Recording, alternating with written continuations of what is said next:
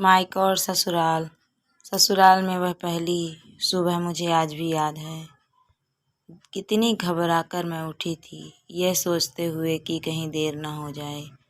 सब न जाने मेरे बारे में क्या सोचेंगे। केवल एक रात ही तो नए घर में काटी थी और इतना सब कुछ बदल गया, जैसे आसमान में उड़ती चिड़िया को किसी ने मोती के लालच देकर पिंजरे में कैद कर दिया हो। शुरू के कुछ दिन तो यूं ही गुजर गए। एक दिन हम बाहर घूमने गए। जब हम वापस घर आए तो सासू माँ की आंखों में खुशी तो दिख रही थी, लेकिन केवल अपने बेटे के लिए ही।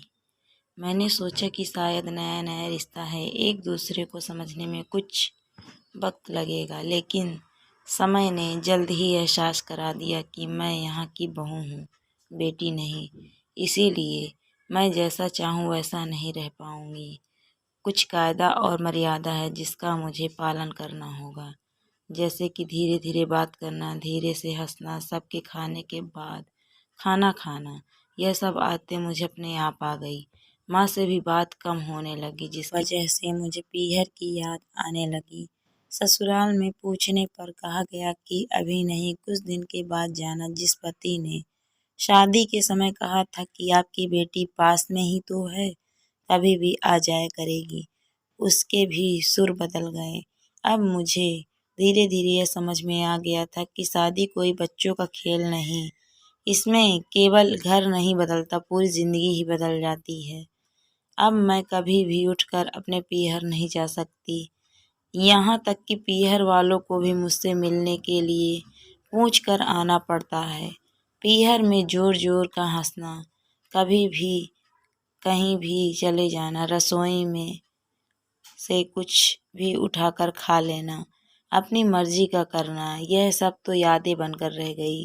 अब मुझे समझ में आने लगा था कि क्यों विदाई के वक्त सभी लोग मुझे गले लगाकर रो रहे थे। असल में मुझसे दूर होने का एहसास उन्हें हो रहा था, लेकिन एक और बात भी थी जो उन्हें अंदर ही अंदर परेशान कर रही थी कि अब जिस सच्चाई से मुझे इतने दिन दूर रखा गया, वह सच्चाई मेरे सामने आने वाली थी।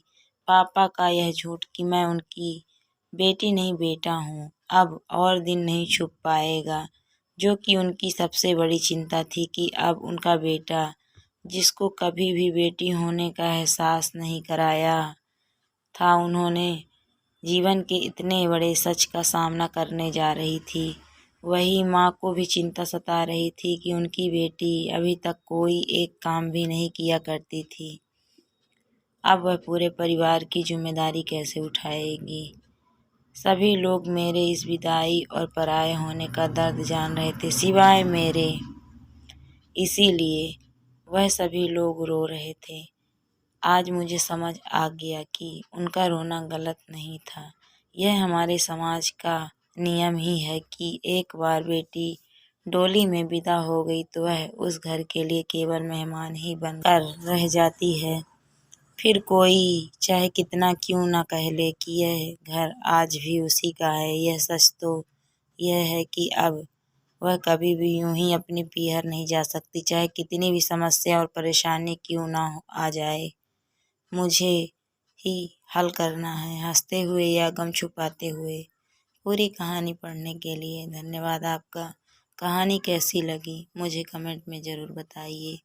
लाइक करें, शेयर करें और चैनल को सब्सक्राइब करें।